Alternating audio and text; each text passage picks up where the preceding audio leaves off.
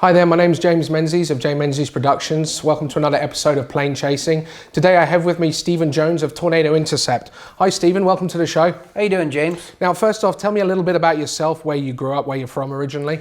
Well, I'm actually originally from South Carolina, weird of all places that, I'm not born and raised exactly in Tornado Alley, but I actually grew up on the East Coast, near the Atlantic Ocean. So the most type of weather that I would see is, summertime thunderstorms and occasionally a hurricane or two. And let's not forget water spouts are very common on the South Carolina coast. Water spouts as well. Yeah, now tell me, just quickly, didn't you actually have a tornado once in Beaufort many years ago that Yes. actually went near your neighborhood? Yeah, I actually had, I think it was back in 2011. I was actually home after J season. It was June, and it was just a summertime rain shower, thunderstorm, cross over the waters and actually produced a water spout. And I was actually there accidentally just to witness it. It's just the craziest things. Yeah, now how many years have you actually been storm chasing for? Well, my first year storm chasing officially out in the plains was 2010 was my first official year out chasing. And what did you go to college for meteorology school or anything? Yes, I did a couple of years at the University of Oklahoma in School of Meteorology. Yeah, which is like the best place to study meteorology these days. Yes, right here at the tornado capital of the world. Yeah. Now, when you've been out chasing, what would you say has been your most memorable tornado that you've ever seen? The tornadoes, just each one is so unique. You have so many different memories with each one, but I can list a couple going from May 19th, 2013, the Shawnee, Oklahoma tornado, to in 2014 was the Pilger twin, or the tornado family up there of 10 plus tornadoes, which even birthed a couple of twins, including the Pilger twins, which were both EF4s. That's one of my favorite ones. And then also one of my latest favorite chases was the Carpenter, Wyoming tornado last year on June 12th. Yeah. How many states have you chased in altogether throughout the plains? I mean, because I know I've seen you go down to Dixie Alley occasionally too, so. Yeah, I've been in Dixie Alley, Northern Plains and Southern Plains. Let's see, I'm just gonna have to do a finger count right here. Let's see, Mississippi, Louisiana, Alabama, Tennessee, Texas, Oklahoma, Kansas, Nebraska, South Dakota, Missouri, Iowa, Minnesota, Illinois we went to together Illinois, in 09, yeah. Illinois, Indiana, Kentucky. That's 15 right there. And then let's see, let me go progress a little further west. New Mexico, Colorado. Oh man, that list keeps on getting bigger and bigger. And also Wyoming. Yeah. So. But yeah, because Wyoming last was it? 2016. That was a no, it wasn't. It was 2017. 17, Yeah, yes. Yeah. Sorry, excuse me. Yeah, 2017. That was my first tornado in Wyoming. So. Same here. That was officially my first tornado in Wyoming, and also my best tornado, or first real good tornado in Colorado as well, because it just started just south of that state line, which I was kind of happy to, kind of get both of those statistics. Yeah. And then out of all the states that you've chased in over the years, what would you say is your favorite state to chase in, be it for terrain or just road networks? I would have to say my favorite place to chase is Southwest Kansas. Yeah, a lot of people say Southwest Kansas because of the grid reference roads that are usually very well maintained. Very well maintained. I mean, you could see 50 miles in either direction and, not a lot of trees and perfectly flat. Yeah. Now, when you're chasing, is there like a specific food place you like to stop at? Like, is there a tradition you like to stick with? And I ask this because I've asked this on all the other episodes too, because it's always nice to note down really good restaurants when you're out chasing and kind of compile a list. It depends where I'm at. Of course, let's see, I've always tried to find some of the best Mexican food places, sometimes the best hole in a wall. Places that you find in the towns that the smallest amount of people there, you have some of the best food. So, I'll look up, just little towns across, all the states in Tornado Alley and just go and try out their food. Now, when you were growing up, did you always want to be a storm chaser or into weather, or was there something else you thought of as a kid when you were growing up that you wanted to be, like for argument's sake, a fireman or an architect or a police officer or something? Is there anything else? Always a weatherman. Always wanted to be a weather. weatherman, meteorologist, storm chaser, pretty much, all of the above. Growing up, I think even before I can really speak, how I remember it, that I was always fascinated with watching the Weather Channel and then the local weather, and then also just growing up and watching the summer storms on the coastline and being infatuated, but yet, oddly scared at the same time of lightning when I was a kid. Yeah, well, it's funny actually. Most people I've spoken to were afraid of lightning when they were little. I know I was terrified of it, and I broached on this in one of the other episodes. So it's unusual how we swung the other way, and we're now chasing the lightning or the storm, so to speak, rather than hiding from it. I'll always say one of my fondest memories as a kid was, a nighttime thunderstorm. I would be in my bed and just hearing the crackle and the lightning, coming into the room, and I would scream and cry, just being a little kid. Yeah. And I would run to my parents' bedroom, and I would jump in between them, like in between my mom and between my dad.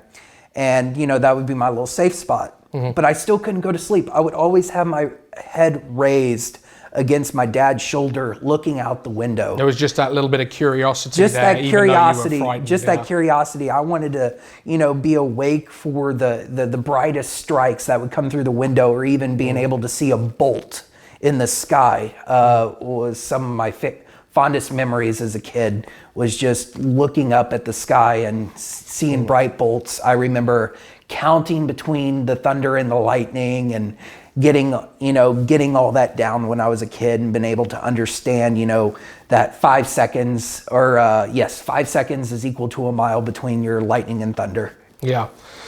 Now, do you have any other hobbies that you like to do other than storm chasing? I mean, because some people say storm chasing is a job, but it's also a hobby. Oh, it's definitely a hobby. Yeah. But other hobbies growing up, I was really big into surfing growing up in my teenage years, mainly because, I loved being out in the elements. Yeah. And I found surfing was that one opportunity I had to actually get away and still be involved with weather, because you still had to forecast the waves. You had to know the weather patterns for when the waves were going to be really good to surf. And then when you were out there surfing, you were out there in the elements. There was, different times that I can remember being out in tropical storms or even Category 1 hurricanes that would pass off the coast and generate really big waves for the South Carolina coastline. And I would be out there surfing in the elements. And that would be kind of like one way I would be able to get myself out there into the elements as a teenager. Yeah.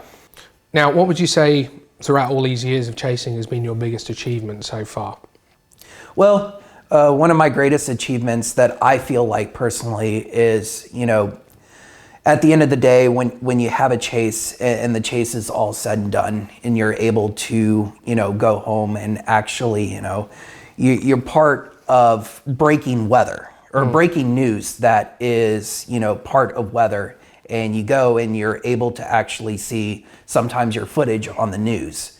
And that is sometimes, it's not even about the money or anything like that. At the end of the chase day, you go into your hotel room, and the first thing you want to do is, relive the memory of the tornado. And sometimes you can just, flip on the television screen to the Weather Channel and see your footage playing. And sometimes that's probably one of the more, giddy, exciting things about storm chasing is, just seeing your footage on the air, just knowing that, it's serving a purpose, that it's there for breaking news. And it's viewed, nation, if not worldwide. And it's also nice to share with the public, because this is something they wouldn't have seen. And you were there to actually capture the moment, which is a pinprick in history, but will always be remembered.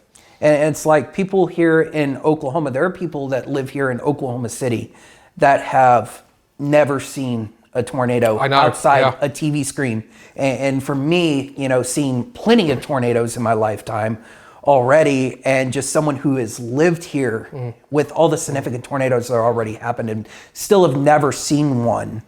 And, you know, they say that the only way they can get the view of a tornado is actually through a television screen. Yeah, I know. It's amazing to think that in such a tornado-prone area of the States, that there are people that have never seen one. I mean, that just gives you a rough idea of how much of a vast expanse this country is. I remember last year I was at Walmart just doing some shopping, and I actually bumped into a guy who was walking to his truck. He was a dear old boy. He was, I think he was 92, 93 years old, still all there walking, you know, no problem. And he asked if I was a storm chaser, and I said, yeah. And he said, you know, in all the years I've been alive and lived in this state, I have never once seen a tornado other than on TV. And I was just gobsmacked because his house, where it is in a fairly tornado-prone zone. And he's had 3 generations of family grow up in that house, and it's never seen a tornado. And I was just gobsmacked. I was like, that's amazing. So when you think about it, even though Oklahoma is very prone to tornadoes every year, when a tornado happens, unless it's like, you know, the El Reno one that's 2 miles wide, it's actually a very, very small localized event.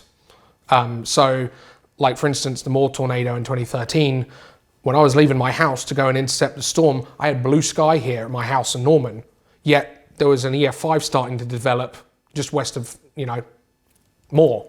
And then when I finally got up the interstate and got close to it, boom, it got dark, and then I could see the tornado, and I was like, that's incredible how just 6 miles of difference can make. Oh, yes.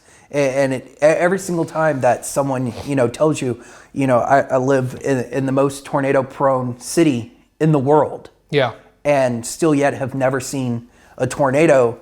And I think in my head myself, you know, not, wow, you know, this person's blind, but it's more about the fact that, wow, I have, you know, witnessed something repeatedly. Yeah. That some people, even with the highest statistics of, you know, Joe Public, viewing a tornado, and I've seen it multiple times, it puts in perspective how special that moment is of witnessing tornado, or even any kind of severe weather event. I mean, it can go on to hurricanes, or you know, wild blizzards, wildfires, you know, even hailstorms, monster hailstones. You know, how rare that is in comparison, and just makes me feel so small in a really big world.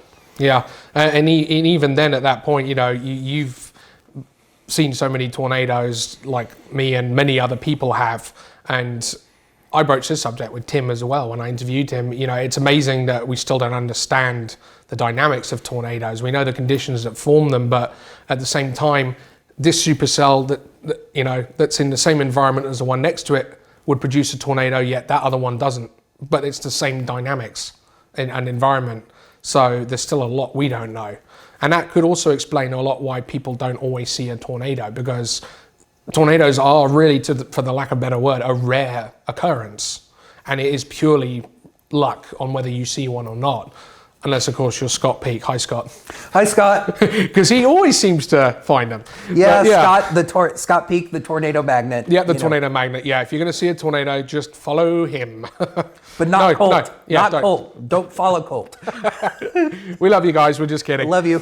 But anyway, yeah. So yeah, I mean, the season's coming up. You know, so far it's been more cold air than warm air this year. Speaking of that, how about that potential little bit of icing coming up in a couple of days? As we're actually filming this here, in about 24 to 36 hours, the temperature is going to drop about 50 to 60 degrees and have a chance of ice. And we're sitting here in what I like to call April, May, June.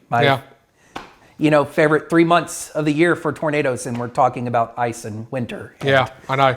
It's just crazy, but that just that shows you how bipolar Oklahoma is. Yes. So Stephen, I see you brought some video with you today, and I know we were just talking about it, the Carpenter, Wyoming tornado of 2017. So just go ahead and tell me a bit about this video that you shot. Whereabouts are you at this point? Oh, yes. We are actually in northern Colorado at this very moment. And right here, as you could see, the mesocyclone, just 11:30 to the road right now, is really getting cranking. Yep. And this was about the moment that Aaron Rigsby and I were really confident that a tornado was about to drop. Yeah. And then this was, like you said earlier, your first Wyoming tornado. Yes. And this storm actually went across 3 states that day. It started off in Colorado, it jogged across southeast Wyoming, and then into Nebraska. Yes. Also in statistic-wise, my first tri-state storm or tornadic producing storm as well. Yep, me too. Yep. So what, can you remember what road this was that you were on? We're on Highway 390. And that's I'm assuming that's a north-south road in Colorado? It's actually kind of a weird road. It's a northwest road at this very moment, about to turn due north. Right, okay.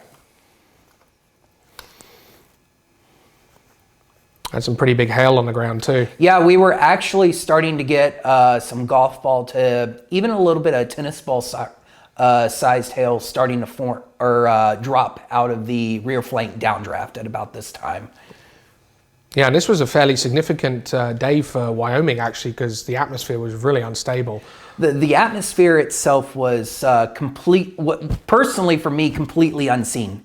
For Wyoming. There was 3,000 joules per kilogram of CAPE, and the shear was just perfect for the development of tornadoes and even significant tornadoes that day, and was also the first PDS watch, tornado watch issued for Wyoming, and was also the first, I think, 15% hatched tornado for tornado risk issued for Wyoming or that section of the country.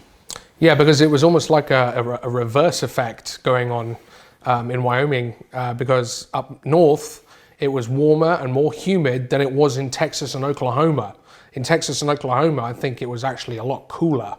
So it was almost reversed, like the southern plains was cold and the northern plains were warm. It was a very unusual setup, but from the night before, it looked perfect. Yeah. We were very confident leaving from Oklahoma City at night all the way up to our initial target was Cheyenne, Wyoming. Yep. And as you can see here, the actual meso itself, the wall cloud here, is what we call a carousel meso.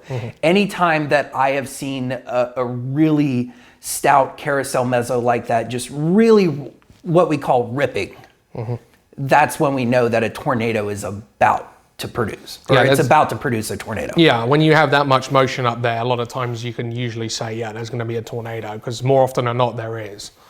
So, but on occasion I have seen storms with just the most unbelievable motion in the meso, and there's no tornado. It's so weird. It's like, you're right. I've seen some motion like this before, and it's just like everything is just not quite there yet to get a tornado. But we were as fast as it just popped out of nowhere. Yep. I mean, wow, how that tornado just dropped out of the sky so quickly. And it is true. There's a certain ingredient that scientists still are not 100% sure about on what actually starts the tornado. There's that theory of horizontal rotation at ground level or mid-level, so to speak. And then you got the RFD that comes in and turns that horizontal motion vertical, and it latches on underneath the rotation. I mean, that's I think their main theory at the moment, but there's still just something there, trigger, that we're not 100% sure about.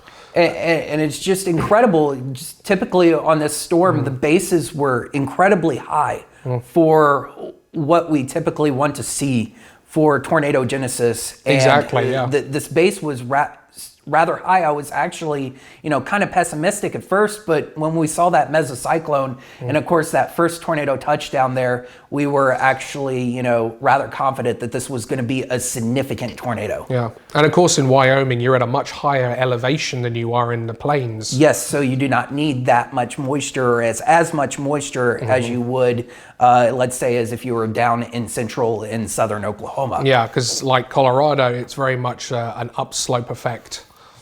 So being up in that higher elevation, you got the mid-levels. Yeah, and you could see the power flashes down there too, as this tornado is just, it's really starting to get going now. Yeah, nice white high contrast. Yeah, it's a beautiful white tornado. And at about this time, we can actually hear a really nice roar or waterfall sound from the tornado. Yeah. And We were just on this road going due north at this time, and this tornado was just slowly moving to the northwest. Yeah. And you can see the hailstones flying past your car here as well. Yeah, as soon as I can get the focus in there. There we go. Yeah. Yeah. As you can see, that dirt really getting churned up now, and you can actually see or visually see how the tornadoes, slowly getting stronger, and the rotation's getting more and more rapid. Yep. And soon here, you'll be able to actually see multiple vortices dance around the vortex itself. Yep. Oh, there goes some debris there too. Yep. Yep. There's some vortices there on the right side. Yeah, that's some lovely dancing vortex there. That's a great video. And a little crooked though. a little crooked. Yeah. And there we can also notice that the forward speed of this tornado accelerated with time here in the next minute or so. You can see the tornado just whipping a lot faster to the west. That's because it was going through an occlusion in the mid-levels, and that tornado was kind of recentering itself on the mesocyclone. As you can see that that tornado genesis, that part of the occlusion complete here, and the tornado goes back into a stronger stage as it rises and crosses the road. And decides that it doesn't like this barn that's in its way. Yeah, it doesn't like this barn at all. It's, if you've ever heard the sound of us just going, oh, no, at this moment, that we were hoping that the house that was there on that farmstead was spared, and we were so lucky that it was. But if you also notice, the mid-level rotation in this was just incredible. Yeah, further up the actual, further up the parent tube, you can see the rising motion. And also at the same time, you can notice we're getting really pelted with hail right now. We're getting golf ball to tennis ball size hail getting thrown at us. But at this point, we decide to, move up on the tornado. We can notice it's crossed back west of the road and that it's still moving away from us. So we decided to slowly creep up on the tornado. And we also wanted to check to make sure that the house there on the right side, you can almost see it in the grove of trees, still standing. It did a lot of roof damage, and but we were so thankful that it didn't completely take the house. I wonder where we heard that before. Yeah. And then, also, that everything building wise can be replaced, but you cannot replace lives. Yeah, and then this goes back to your handheld video. Yes, this is handheld video. As you can notice, it's a little bit shaky. Admittedly, I suck at. I call that cameras. the adrenaline shakes. Yes, the and adrenaline also, shakes. Every time you experience a tornado of this magnitude so close, you just have so much adrenaline going through you. And this tornado was rated a high-end EF2. Yes. At this point, I can almost say that I think it's actually, at this point now, probably stronger than an EF2. Yes. Judging from that ground circulation, which is extremely violent, I'd almost say, I'd hazard a guess, I wish there'd been a radar truck there.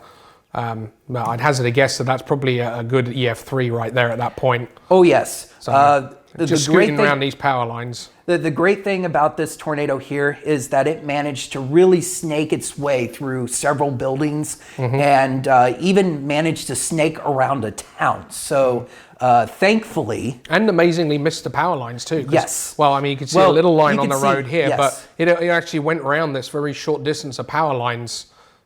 So, like you said, it crossed the road 2 or 3 times during its life cycle. And you can really see it starting to gather strength here in its horizontal motion. You can almost see like a horizontal roll on the front side of the tornado. On the edges, on the edges. And that's when you know that this tornado is starting to go from a strong tornado now going into a violent tornado mode. Yeah. As we're still creeping up, we actually decided to get going a little bit faster, because when we stopped at that point, we can actually hear the rush sound of natural gas. So we actually decided to pretty much floor it to get closer to the tornado, more for our safety, because of natural gas at that farmstead was just getting pushed out. That's a beautiful shot there. That's a lovely white tube there. That's just lovely.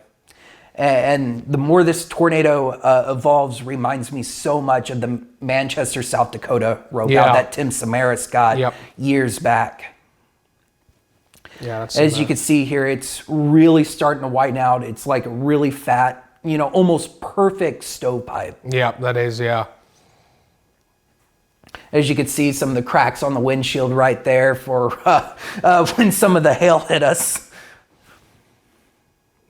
My chase partner, Aaron Rigsby, was doing some amazing driving with this, and I was, of course, navigating and also trying to properly use the camera myself without driving, so for anyone wondering.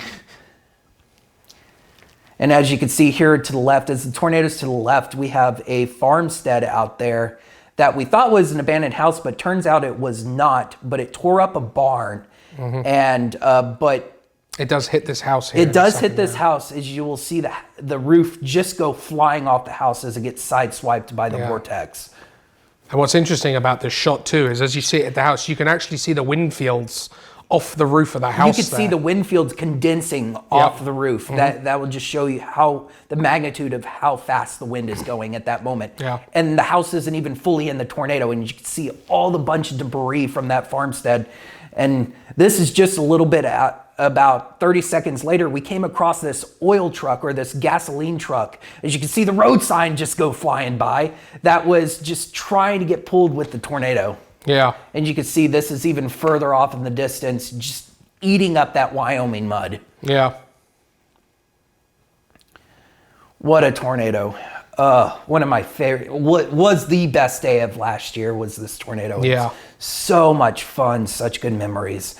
Just a beautiful tornado out in the middle of an open field with that color and that contrast. It's everything a storm chaser dreams of.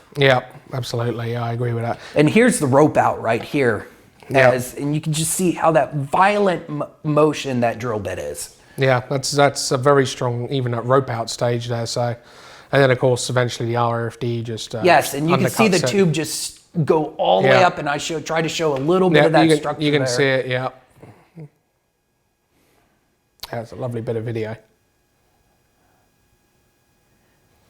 Gosh, I get entranced by this video every single time I watch it. But the day wasn't done there because, as everybody knows, the storm moved off further to east. It redeveloped. It redeveloped. And, produced another four significant tornadoes. There was, at one point, the storm actually merged with another storm and kind of morphed into 3 separate mesocyclones. And each mesocyclone produced a tornado. The one to the right produced a tornado, the one in the center produced a tornado, and the one far to the left produced the tornado. Was one of the craziest things to ever happen. Was just to watch a storm with multiple mesocyclones cycling at different times. That was a unique day, that storm. So, but that was definitely one of my favorite days, I think. And of course, like you said, being a tri-state storm, and the first Wyoming storm and everything. So that was a fantastic day, and that was great video as well. Thank you. But thank you, Stephen, for taking the time out to come on the show and talk to me. Thank you, James, for having me. And good luck and be safe this season. Oh, I'll definitely try to if Old Man Winter can actually let up. If not, we'll be looking at snow devils, not tornadoes. I'll take any kind of spinning water vapor at this point. So. All right, thanks a lot, Stephen. Thank you. Thank you for joining me for this episode of Plane Chasing. Be sure to tune in next time.